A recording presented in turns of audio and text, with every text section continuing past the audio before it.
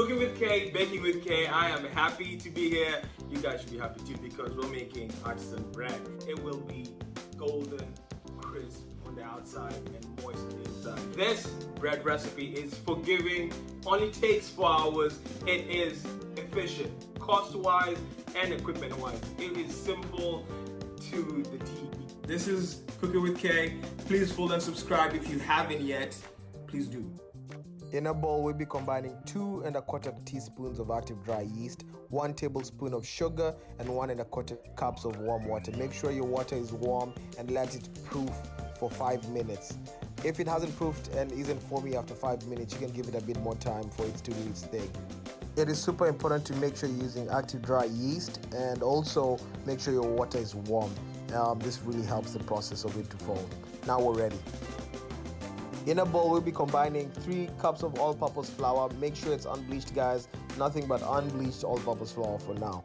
With the flour, we'll be adding 1 1/2 teaspoons of salt.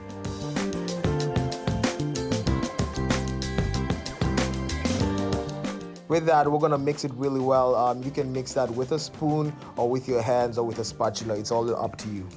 Just make sure everything is all mixed up well and ready to go. Just a quick note, make sure you mix your salt with the flour mixture and not with the yeast mixture because salt affects the yeast proofing process. Pour in your yeast mix and make sure you get every little bit of yeast from the bowl. It's very important to get as much as every little gram of that yeast. There are 2 kinds of human beings, ones who like using their wet bare hands, that's not me, and others who like using a wooden spoon or a wooden sturdy spatula. I have my wooden trustworthy spoon, my wooden spoon. I love the spoon. So at this point you want to mix it all the way through until you get to a point where the dough is detaching from the bowl. I will get rid of my wooden spoon and I will be using my bare hands. I will wet my hands just a little bit. Just make sure that my hands don't stick to the dough. I will fold in the dough for about 30 seconds. Just make sure it's well nice and mixed. At this point, the dough looks a bit ugly, but don't worry, it'll get better as it proofs. We'll switch up to a new bowl and make sure we flour it properly so that the dough doesn't stick while it's rising in the bowl. Make sure your bowl is wide and deep, just like the glass bowl. You can use any kind of material, but just make sure it's wide and deep. We'll be covering this with a kitchen towel, or you could use a plate or a plastic wrap and let it proof for 1 hour. The bread should have doubled in size, and if not, just give it another 30 minutes.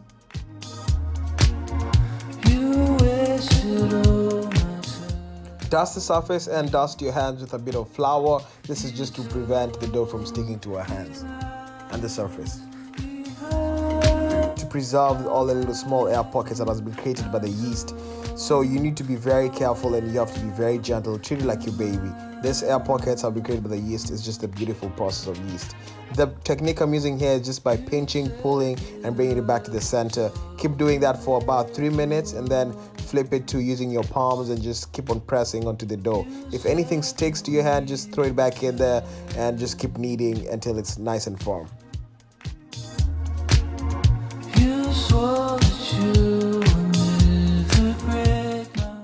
After folding the dough over and over again, you'll start feeling it resisting, and this is when you know it's firm enough to be set aside to rest.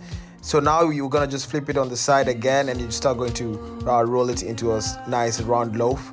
At this point, you want to check the firmness, and the technique that we use is by poking it, and when it bounces right back, it's ready to go. Clean up the bowl, sprinkle it with a little bit of flour, place in the dough and sprinkle it again on top with a little bit of flour. This is just to prevent it from sticking while it proofs for 30 minutes. We're going to let this set and proof for 30 minutes. If the dough hasn't proofed after 30 minutes or doubled in size, just give it another 30 minutes and you'll be good to go. Don't worry too much about it. Right before you start working on your dough, you need to preheat the oven to 460 and drop it to 430 just right immediately before you put in the dough. You want to now start shaping your dough. You need to be very gentle with the dough at this point. You do not want to deflate it, but if you deflate it, don't worry, you can always rest it again and let it proof for a little bit.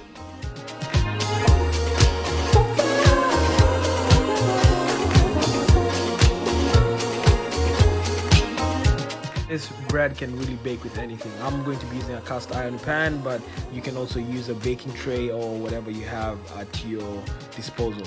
I am using a cardboard as a bench scraper. This is how easy I want this to be for you guys, so you can work to the best of your kitchen abilities. Just use a sharp knife or a sharp razor and just make an incision and just keep it simple. This bread recipe just works with almost anything. You can use a cast iron in open air, or you can cover it with a Pyrex, or you can use a Dutch oven. It's all up to you. Turn down the temperature to 430 degrees, then right immediately in a container add in boiling hot water to create some steam in the oven, and this will help the bread rise. The baking time will be 45 minutes, 30 minutes with the steam and 15 minutes without the steam.